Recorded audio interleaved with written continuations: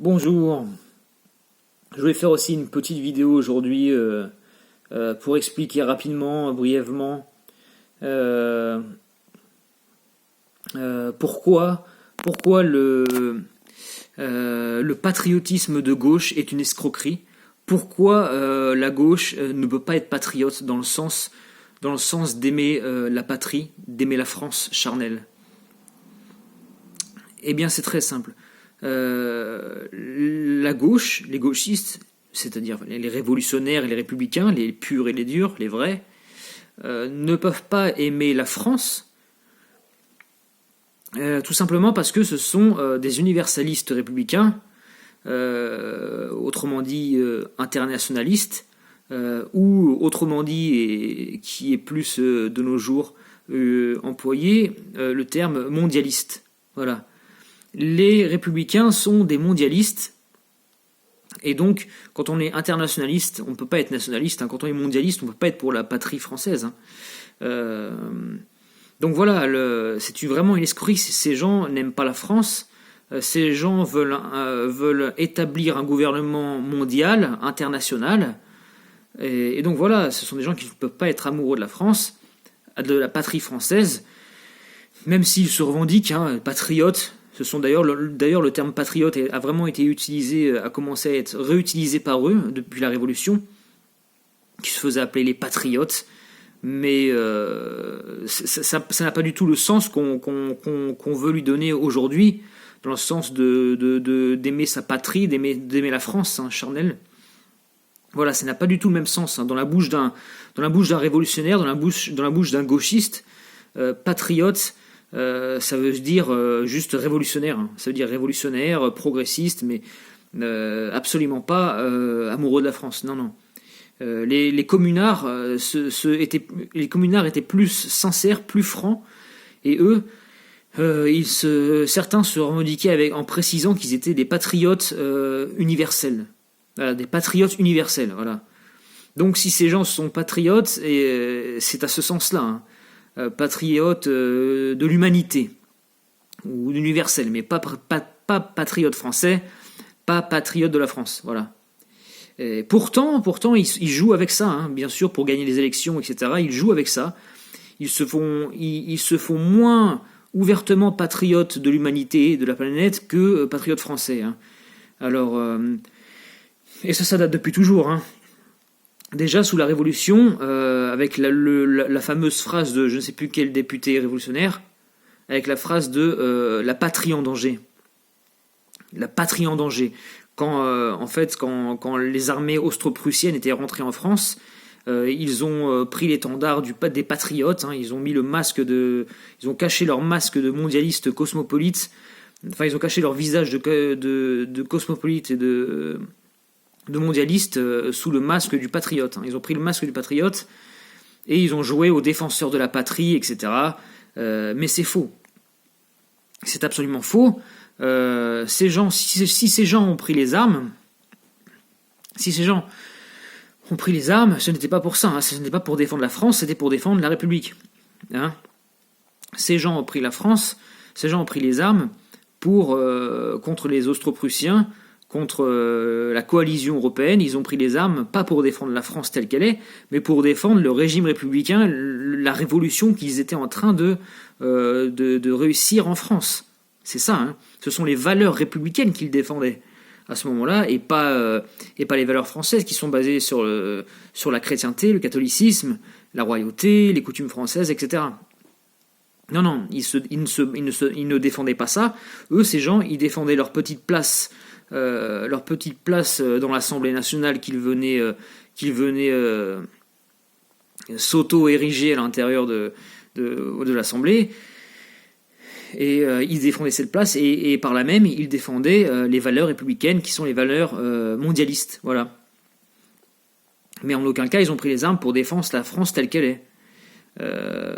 Puis les Prussiens, eux, ne venaient pas non plus en France pour occuper le pays, hein. Ils venaient pas en France pour occuper le pays et piller les paysans, piller les habitants, mettre le feu. Enfin, ils venaient pas en tant que conquérants, hein. L'armée austro-prussienne venait pour délivrer le roi de France, qui était prisonnier des révolutionnaires parisiens. Et ils étaient venus, en tant qu'alliés, un peu quelques siècles plus tard, quand les Américains vont venir en France, vont débarquer en France, ils viennent en tant qu'alliés pour délivrer la France, des envahisseurs, des conquérants nazis. Voilà. Malheureusement, ils nous ont pas débarrassés du régime républicain, mais ça, c'est encore une autre histoire. Et voilà, les Austro-Prussiens à cette époque viennent en France pour délivrer le roi, le remettre sur son trône, lui redonner ses pleins pouvoirs, son autorité, et virer les anarcho-révolutionnaires du trône de France. C'est ça. Et par là même, rétablir l'ordre dans le royaume de France et dans toute l'Europe, qui est menacé alors par les révolutionnaires anti-chrétiens, opposés à la civilisation chrétienne. Donc voilà, les conquérants, ce sont plutôt les révolutionnaires. Ce sont eux les vrais conquérants et les vrais ennemis, les vrais barbares conquérants qui agissent vraiment comme les conquérants d'un pays conquis. Comme disait Edmund Burke en parlant des révolutionnaires français, il les voyait vraiment comme des barbares conquérants qui se comportaient comme des envahisseurs pour conquérir la France. Mais c'est vraiment ce qu'ils ont fait. Ils ont détruit toutes les institutions, ils ont recadrillé la France, ils lui ont redonné des régions, des cantons, etc. Enfin, ils ont quadrillé la France, c'était vraiment quelque chose de sale. Et voilà, les Austro-Prussiens sont venus pour ça. Et puis les révolutionnaires ne défendaient pas le trône. Puis les révolutionnaires ne défendaient pas le trône de France. Voilà. Ensuite, après c'est pareil. Je veux dire, durant la Commune, les révolutionnaires, les gauchistes, une fois de plus, ils ont joué aux patriotes, défenseurs de la France, etc. Quand l'armée prussienne est venue jusque dans Paris. Mais là encore, c'est faux. Il faut savoir en fait qui défend quoi. Et justement, ces révolutionnaires, ces gauchistes, qui se font passer pour patriotes, ne sont pas patriotes parce qu'une fois de plus, même durant cette période contre les Prussiens, qu'ils ont résisté avec la résistance de Gambetta, qui a fait un flop contrairement à la résistance de Gaulle, vu que Gambetta, malheureusement pour lui, il n'avait pas les États-Unis avec lui.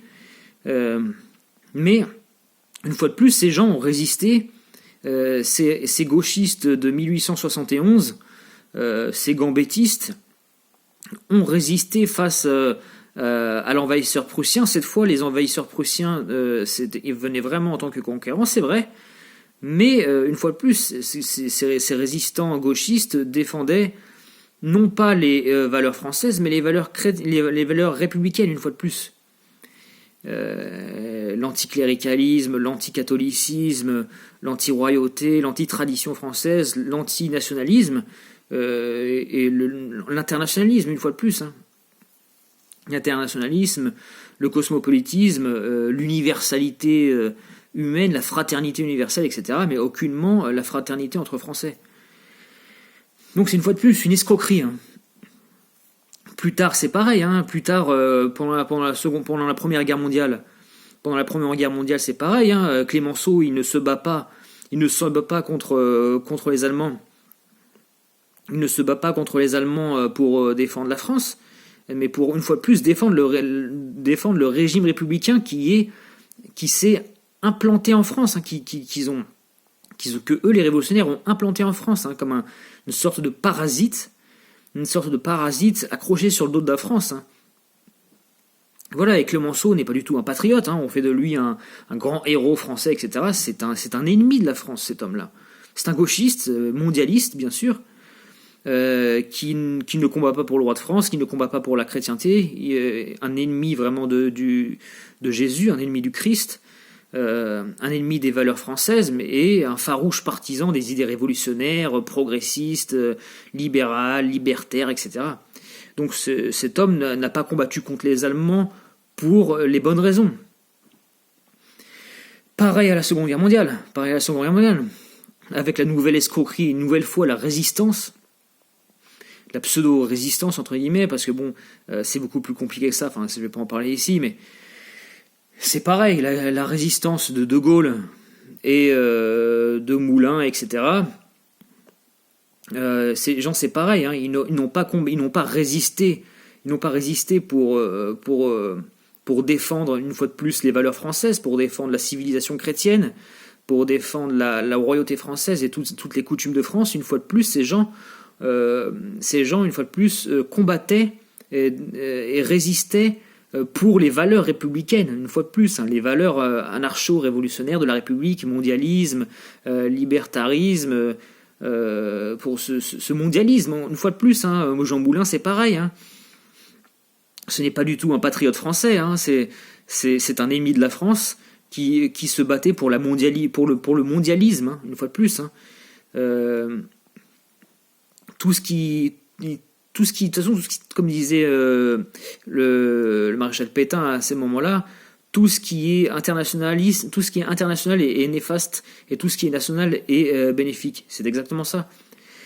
Et malheureusement, Jean Moulin et beaucoup de résistants entre guillemets étaient la plupart communistes ou communisants, francs-maçons, qui ont noyauté tous les réseaux de résistance pour ensuite s'approprier les institutions, l'administration de l'État français du maréchal Pétain au moment opportun. Mais ce sont des gens qui ont, Jean Moulin, a résisté pour la République et non pour la France, une fois de plus. Et voilà. Et De Gaulle, pareil.